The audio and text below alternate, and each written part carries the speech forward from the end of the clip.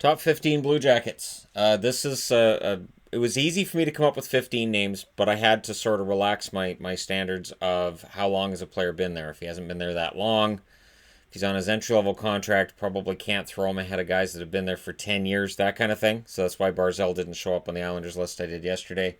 So with Columbus, I had to relax that a bit because A, the Columbus Blue Jackets are one of the newer teams in the league, and B, players don't seem to play that long in Columbus for the most part. Now that's changing, and success will do that, where players, A, will want to stick around, and B, management will want to keep those players around because they're having some success.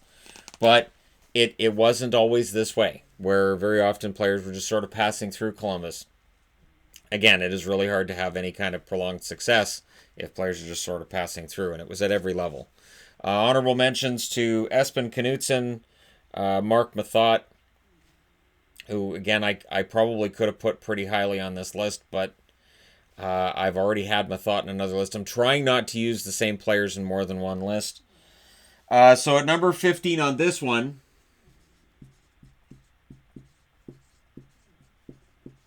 David Savard. Solid, not spectacular in most areas, but solid defenseman who has been a member of that Columbus Blue line for a long time. And you sort of look at his career and go, hey, he's been there for quite a while. Yeah. And again, doesn't get a whole lot of attention. And it's understandable the media doesn't give him a whole lot of attention. When you look at the other defensemen he's with, he will fly under the radar. But he's a solid defenseman. So yeah, he's in at number 15. At number 14, also a defenseman. You're going to see defensemen on this list. Maybe more than we've seen with other teams. Ryan Murray, when he's healthy, he's pretty solid. He had a pretty good run going at the time he got hurt this year. And that's been kind of the way things have gone for him, is the need to stay healthy. So I have Ryan Murray at 14, and I think part of what happens with Murray too is because of where he was drafted. When you're drafted that high up, it may cause expectations to be higher than what you can achieve. So that might be why he's where he's at. Number 13.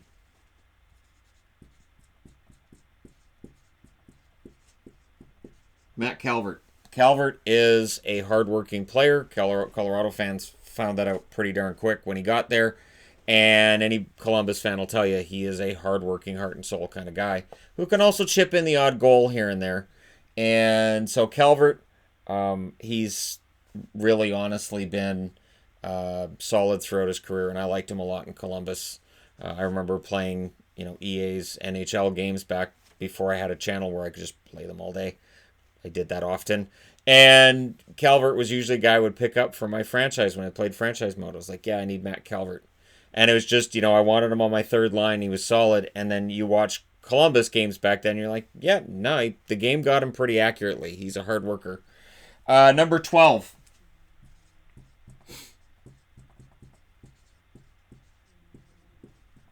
Derek Dorsett. Derek Dorsett, solid player. And the thing with Dorsett is that while I haven't had a lot of enforcers in my favorites lists, Dorsett also could put the puck in the net here and there as well. He could take a regular shift. He could play. He showed that in Vancouver towards the end of his career there, before his career was sadly ended. He had that 7 goals in 20 games this last year there in Vancouver. But Dorsett showed that he could score. Any good team guy, seemed like a very popular player with fans, with his teammates, with management, and underrated. Overall underrated. And who knows, maybe he could have scored a few more goals in Columbus, depending on which lines he'd been deployed on. But again, Dorsett does show up. So for people who say I don't pick tough guys, for the most part, not usually. The fighters like Jared Boll would be one example from Columbus. He was never one of my favorite players. The guys who would go out and play 5 minutes and get into a fight, they were never one of my favorite players. And it's fine for other people that those are their favorites, but for me, it's just never been one of my favorite things about hockey. I know it's sacrilege. And no, I'm not in favor of getting fighting out of the game entirely, but we already kind of sort of have. When you look at how many fights there are per game compared to 20 years ago, it's down quite a bit. Number 11 on the list.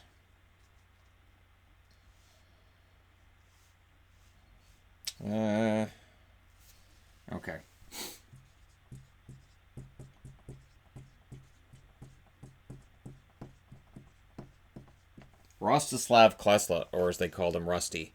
Klesla, again, he was a guy who was drafted pretty early, and so the expectation might have been a bit high for him. And he was a solid defenseman for Columbus. That's 3 defensemen now out of 5 players on the board. Not a total surprise to me, because I've always valued good defensemen. Never became fantastic or a big star, but again, he patrolled the blue line for Columbus adequately, well enough for me to say, yeah, he belongs at number 11 on the list. Number 10, no, not yet. Okay, I'll put him at 10. I get the feeling that if I do this favorites list 2 years from now, Korpisalo is going to be a lot higher. Korpisalo came into this year as the starter by default. We all looked at that and went, well, they've gone from Bobrovsky to Korpisalo, and Elvis is their backup? That's not going to work. And it did. Not at first. At first it didn't, but eventually it did. And Korpisalo's put up pretty solid numbers. He's proven that he at least deserves a shot at being a starting goaltender. He is paid a little less than Elvis for next year, but I think that shows more the lack of selfishness from Korpisalo than necessarily a lack of faith from the Columbus Blue Jackets management in his abilities. With Korpisalo and Merzlikins, right now it looks like their goaltending's in good shape, and Korpisalo won me over this year. Really, really did. I was really impressed with how he played, which is weird because as the backup last year and in previous seasons, he had his runs, but he also had some pretty bad runs along the way as well, so we'll see whether or not he can maintain that next year and beyond, but even if he falls back a bit next year at $2.8 million, it's not a ton of money they're spending to find out. Number 9 on the overall list.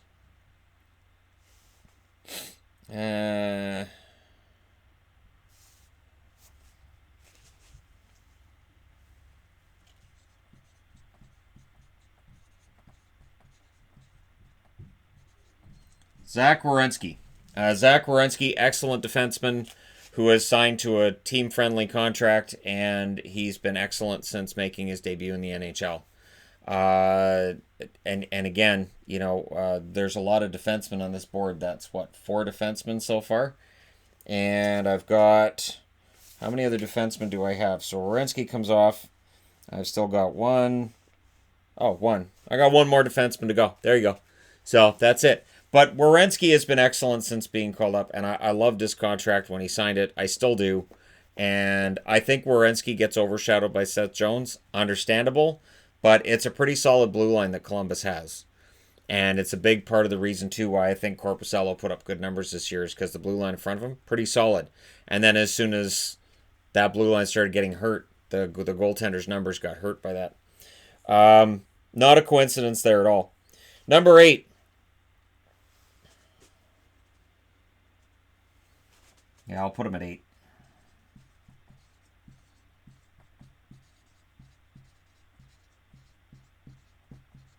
This isn't a reflection of me thinking Sergei Bobrovsky isn't a great goaltender. This is just he was never one of my all-time favorites. The run that he had at the end of last season and then into the playoffs for Columbus, very, very impressive. Some of the play that he exhibited before that, not as much.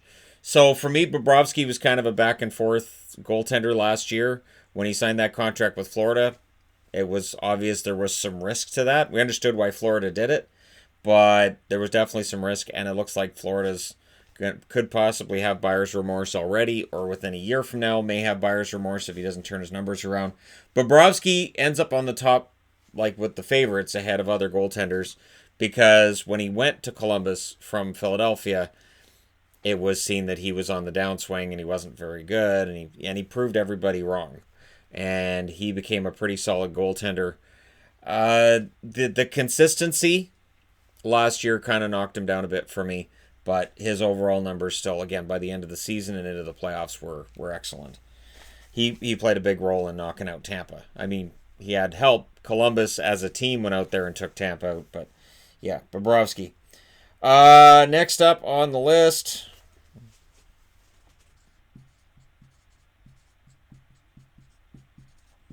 Cam Atkinson. I always kind of find it weird when I see comments on the channel. You really don't like this guy, do you? And it's usually, a guy like a Cam Atkinson who may be a good goal scorer.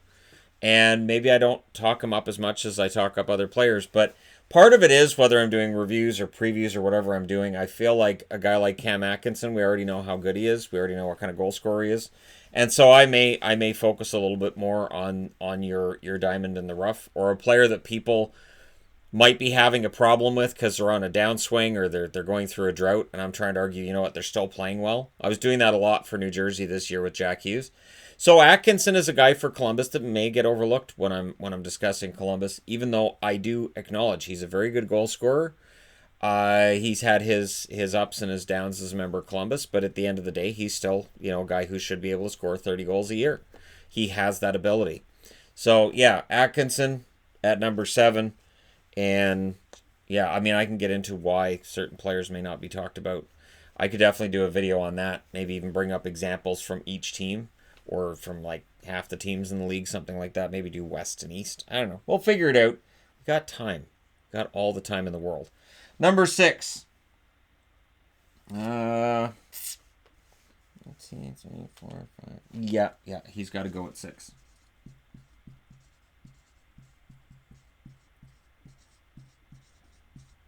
Pierre-Luc Dubois. When Columbus drafted him ahead of Puljujarvi, my reaction, well, it's on the channel. My reaction was one of, are you serious? Really, you're going to draft Dubois ahead of Puljujarvi? Puljujarvi's going to be an elite level player, and you're letting him drop to Edmonton. That's ridiculous. Dubois has been much better than Puljujarvi. It's not even close. So Dubois has all the tools. I think he's going to just keep getting better. I'll be interested to see what he gets this year as an RFA from Columbus. I mean, they've got almost everything else figured out, so his cap number and how much he's going to make going forward is going to be huge for them. I like Dubois. I do. I think Pierre-Luc Dubois is a solid player, and I'm glad he's proven myself and many pundits wrong. When they didn't draft Puljujarvi, there was a lot of, wait, what happened here?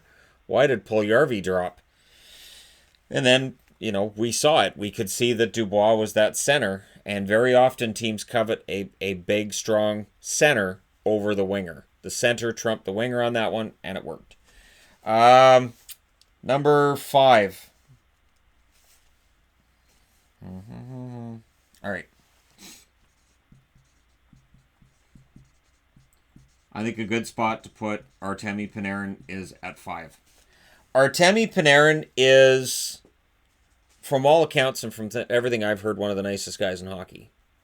And his decision to leave Columbus and sign with the Rangers wasn't a personal, to heck with Columbus, I don't want to be here. It was a, I want to play in the city of New York sentiment. But he was a very good player with Columbus.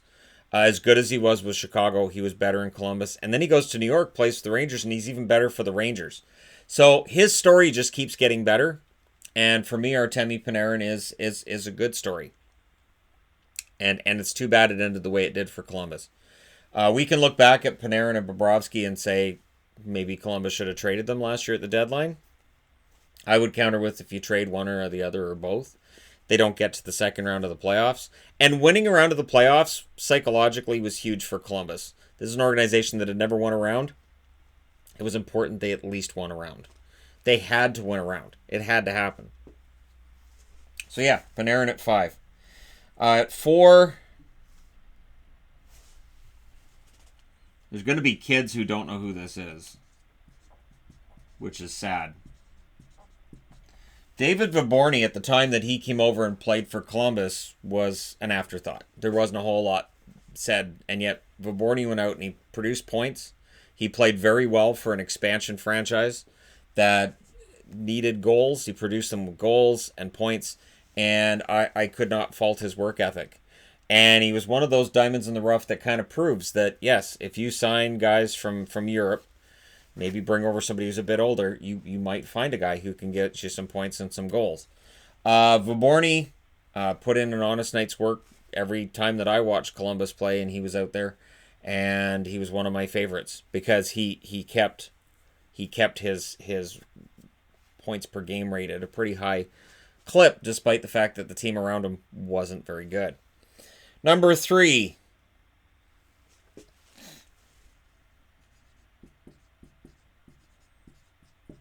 Rick Nash. I remember when Rick Nash had that weird season where he was just getting goals and not assists. And I used to talk about it at work, and we used to just picture he'd be out on the ice going, say I could pass it.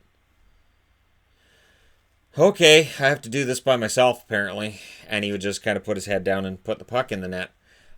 He had a lot of goals and not very many assists for a while there. He became a better all-around player during his time in Columbus. And then, of course, he ends up making his exit. But Rick Nash, the best goal scorer this team's ever had, with all apologies to Panarin, and to some extent Atkinson as well. But yeah, Nash was the best goal scorer they've ever had. Now, eventually Dubois is going to catch his totals, I would think. Dubois is the most likely. Again, he's RFA this summer, so we'll see what happens with him. But yeah, Rick Nash, third on the list for me. Pretty exciting goal scorer, pretty pure sniper, and yeah, number 3. Number 2. Last defenseman on the list goes in at number 2, and that's Seth Jones. Seth Jones has been amazing, and I remember when they got him in trade, I couldn't understand why he was available in trade. I couldn't understand it then. I still don't understand it now. He's one of the best all-around defensemen in the National Hockey League. And he's been in the voting. He's been in the running for Norris trophies. I think it's only a matter of time before he wins one. And as a defenseman, Seth Jones is excellent. So, for my money, Seth Jones, the best defenseman I think the team's ever had. And, again, one of the best defensemen in the league. We'll see how many Norris trophies he wins before his career's out. But my bet would be at least one. And, yeah. So, number 1 on the list. This shouldn't surprise anybody. If you're a Columbus fan, Nick Foligno has to be among your favorites, right? Nick Foligno, hardworking. Some seasons he scores a bunch of goals. Some seasons he doesn't. But whether he's scoring goals or he's not, when he's not happy about it either because he wants to be out there scoring goals. But when he's not, he's still a useful player at both ends of the rink. And he's a leader, and he has been the face of the franchise pretty much since he got there, at least in my eyes. And if you're looking for a guy who 20, 30 years from now we'll think of as like Mr. Blue Jacket, I would think Nick Foligno would be the guy. I've been a fan of Foligno since he joined the National Hockey League, and when he went to Columbus, I had hoped that would mean big things for him, and it really kind of sort of has. So Nick Foligno, for me, is my favorite member of the Columbus Blue Jackets. But let me know your thoughts in the comments section below. As always, don't forget to hit like and subscribe if you're browsing your way through. You just happened upon this video. Thank you guys so much for watching, for all your support. I'll talk to you again soon.